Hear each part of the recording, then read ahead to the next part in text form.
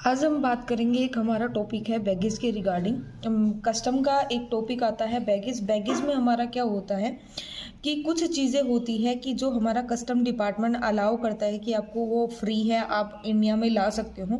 कुछ चीज़ें ऐसी होती है जो आपको अलाउड नहीं होती, या एक पर्टिकुलर लिमिट के, चाहे वो मॉनेटरी लिमिट हो या फिर हमारे जो उसके ऊपर स्पेसिफिकेशन ऑफ गुड्स की लिमिट हो, तो उसके ऊपर है, या फिर क्वांटिटी की लिमिट हो कि आपको इस इतने तक अलाउड है, उसके ऊपर आपको जीएसटी जो हमारा कस्टम है वो पे करना पड़ेगा। अब हमारा जो इसके अंदर आता है कि जैसे फॉर एन एग्जांपल आज हम बात करेंगे गोल्ड की। अब हमारे बाहर से आने वाले दो तरीके के बंदे होते हैं। एक इंडिया वाला है, बाहर किसी टूरिज्म पर्पस के लिए गया था। दूसरा, कुछ लोग इंडिया में आते हैं फॉर द उनको इंडिया टूर्स के लिए, तो वो खुद टूरिज्म इंडिया में करने आ रहे हैं, तो उसके लिए।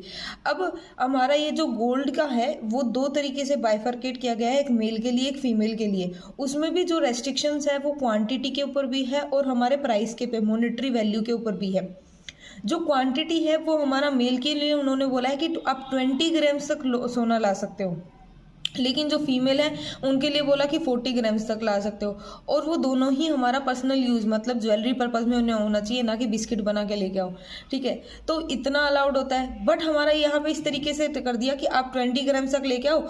उसकी वैल्यूएशन मॉनेटरी प्राइस बोल दिया कि 50,000 होनी चाहिए, उससे ज़्यादा नहीं होगा मेल के केस में। लेकिन अगर हमारी फीमेल है तो फीमेल के केस में वो वैल्यूएशन हमारी 40 ग्राम्स तक का है, बट वैल्यूएशन हमारी 1 लाख तक होनी चाहिए।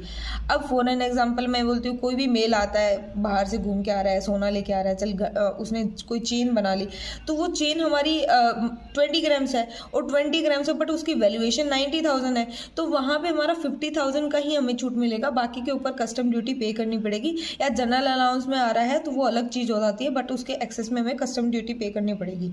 अब यही केस में बोलूँ, वहाँ पे लेके आ रहा है 10 ग्राम्स और हमारी जो वैल्यूएशन आ रही है वो हमारी क्या है, 50,000 से ऊपर आ रही है, 60,000 आ रही है, तो वो 60,000 का जो प्रोपोर्शनेट होगा 10 ग्राम्स के इक्वल उतना ही अलाउड होगा। ये नहीं बोलेंगे कि हमारा क्या है 50,000 तो अलाउ हो गया, 10 पे कर दे, नहीं, वो क्वांटिटी के प्रोपोर्शनेट में होगा।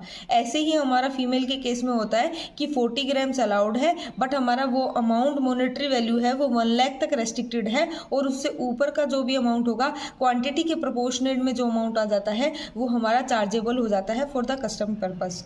That's it for today.